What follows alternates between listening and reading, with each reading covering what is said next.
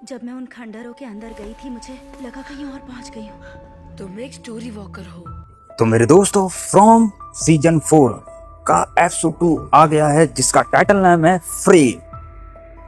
तो मैं इसे शुरू करने से पहले मैं आपको बता देता हूँ, एपिसोड 1 में हमने यह देखा था कि जो मैन इन येलो सूट था वो सोफिया नाम की लड़की का रूप रखकर फ्रॉम विला में घुस गया है। फ्रॉम विला में वो इसलिए घुसा है ताकि वो अपने खेल को थोड़ा ने खतरनाक तरीके से खेल सके। इसके बाद हम देखते हैं कि जो सोफिया है, मतलब कि man in A yellow suit, जिस इंसान के संगे आया होता है उसका गला दबाती और कहती है कि अब जो मैं करने वाला हूँ उसे देखने के लिए अब तुम नहीं रहोगे, और उसका खेल तमाम कर देती है और एपिसोड इधर ही खत्म हो जाता है। अब एपिसोड 2 की शुरुआत होती है मेरे दोस्तों इधर से ही।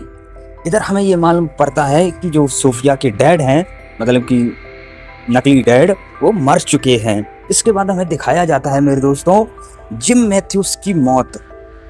जूली और ईथन एक गोडाउन में जाते हैं जहां जिम की बहुत ही कटी फटी तरीके से बॉडी मिलती है और उसे देख के सबके आंसू निकल आते हैं। और उधर लिखा होता है कि जानकारी की एक कीमत होती है।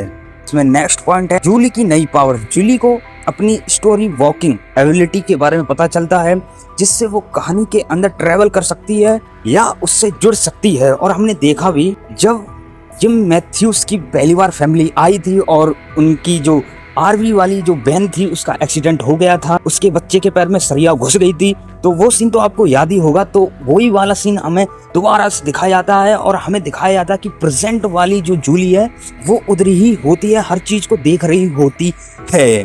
नेक्स्ट है जेड की थ्योरी। जेड एक बोर्ड बनाता है जिसमें टाउन के सारे मैप्स, ड्राइंग्स और थ्योरीज हैं। देवता इस बात पर जेड पर गुस्सा होती है और कहती है कि जिम की जगह तुम्हें होना चाहिए था। वॉइड सिचुएशन को कंट्रोल करने की कोशिश कर रहा है लेकिन सब कुछ उसके हाथ से निकलता जा रहा है।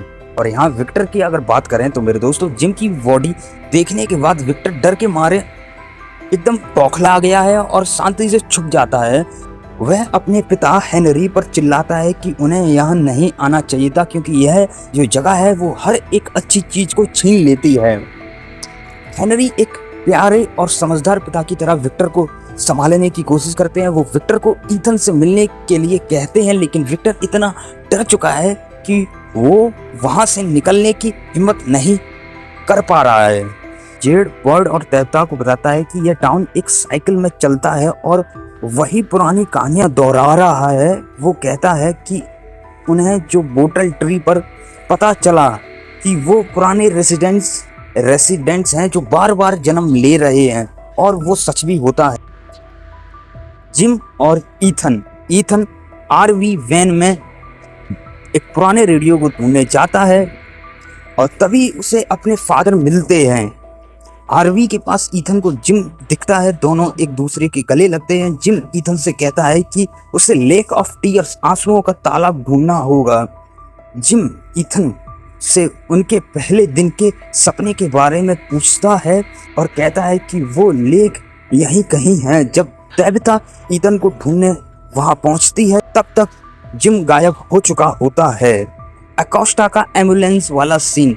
तो मेरे दोस्तों जो अकोस्टा है वो पुलिस इंस्पेक्टर है, तो उसका दिमाग खराब हो गया कि मैं यहाँ नहीं फंसी रह सकती हूँ, मैं भागूंगी। और वो भागने की कोशिश करती है, एम्बुलेंस चुराती है, बैठती है और वहां से निकलने की कोशिश करती है लेकिन निकल नहीं पाती क्योंकि बार बार घूमकर वो उसी विलेज में आ रही होती है। एपिसोड की एंडिंग इधर ही हो जाती है। दोस्तों नेक्स्ट एपिसोड में हमें यही देखने को मिलेगा कि लेक ऑफ टीयर्स सच में है या नहीं और कहाँ है और उससे क्या होगा, और जो जूली है उसकी आगे की कहानी कैसी क्या रहेगी, और जो जेड है वो इस मिस्ट्री को सॉल्व कर पाएगा या नहीं, और जो विक्टर है वो अब क्या करेगा। और वॉइड भी बहुत परेशान है क्योंकि सब कुछ हाथों से निकलता जा रहा है। और वहीं मैन इन येलो ने पहले एपिसोड में कहा था कि लोग एक दूसरे को मारेंगे, तो देखते हैं क्या होगा आगे।